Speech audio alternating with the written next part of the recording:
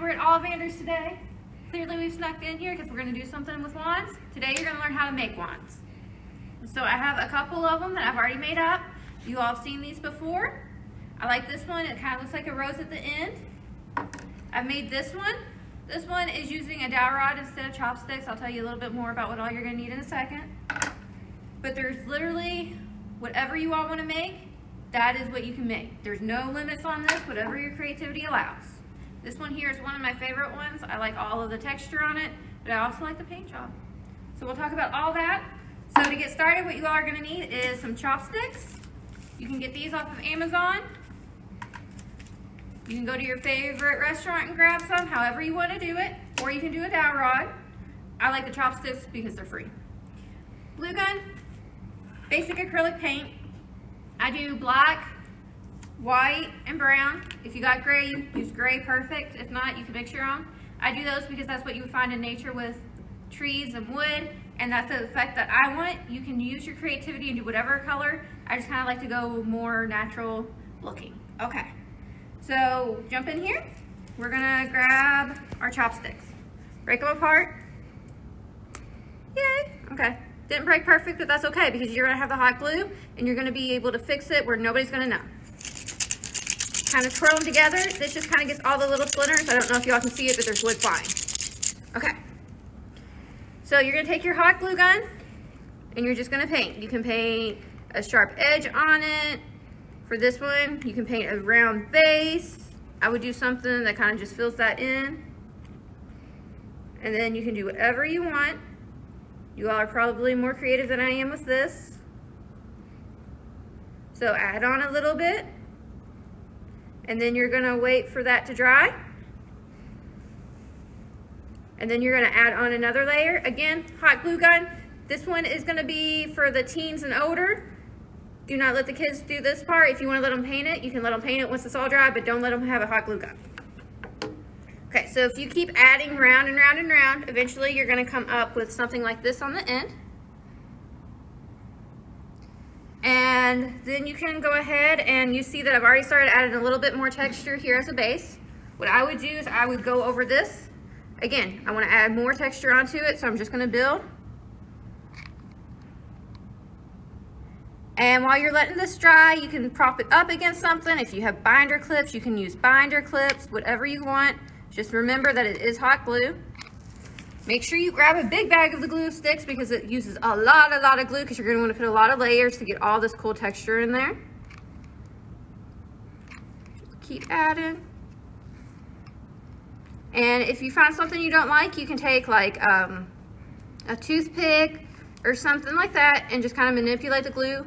I would not recommend using your hands, but you can keep going up. You can build your base however you want to do that. So another cool thing is we're going to show you how to do like a honeycomb pattern. And if you don't like what you've done, wait for it to dry, just kind of rip that off. So before I get into the honeycomb pattern, I want to show you. I use my hand as a marker. You're going to just kind of do a ring around it, and that's going to be the center, or the end of your handle. Gives you kind of the center of your wand, a good place, natural. And then just do a zigzag up and down effect. And this is just your basic chevron pattern, your triangles, however you want to think of it.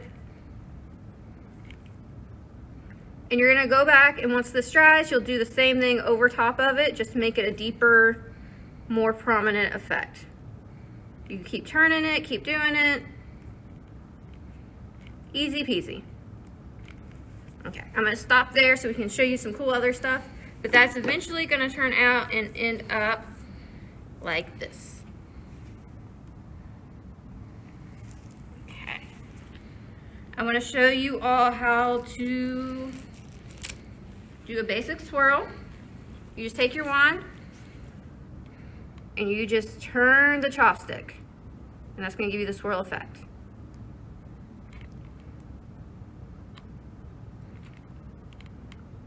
And you can go over it to give you a more definite pattern like before. And then if you do over top of it, you can go beside it and do another swirl. And you have the difference in swirls to make a cool little handle as well. You can make that your tip, you can make it your handle, whatever you guys want. So we've talked enough about that. I think I'm gonna show you guys the painting, because the painting's where it all comes to life. So again, just basic acrylic paint. If you want, if you have sealant at home, you can spray them. I've had these ones for probably since I began, so about 3 years, and they're still okay without any sealant. That's completely up to you. But I'm using the black and the white, and I'm gonna show you, I already did a little bit of a segment. I'm gonna go ahead and show you doing it beside it, just so you all can see the effect. So I'm just gonna dip my paintbrush in the white, fill in the center, and if you're not perfect, who cares? You're gonna paint over it with the black and nobody's gonna see. So just kind of fill that in. And I didn't clean my paintbrush good, so it might be more of a gray effect, and that's okay too. Sometimes the best mistakes are the happy mistakes. Keep painting all the way down. And make sure that you do kind of fill it really, really good though. I like to kind of fill up on the edge because you're gonna paint over that in black. That way if you miss a spot, it's not gonna be so noticeable. You don't want any glue showing. I'd rather see white paint than glue. Okay, I'm gonna dip it in the black. This is really where you start to see the pop though, is the different colors. This is what brings the life into the wand, is all the paint job. And if you do mess up, you can go over and fix it. Once it dries, the white will even cover the black.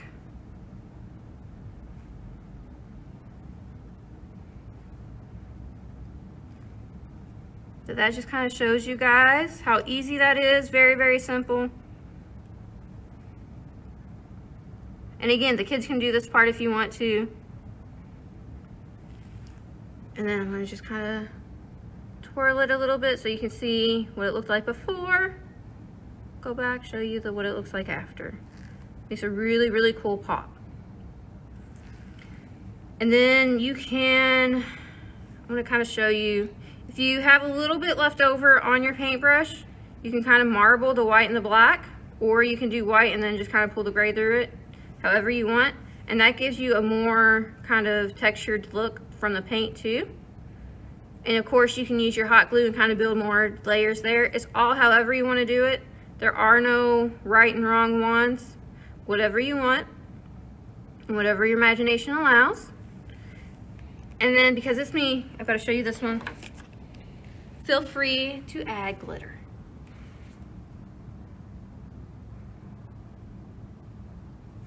Okay guys, seriously, it's up to your imagination from there, however you all want to make your wands. I hope you all enjoyed this. Good luck.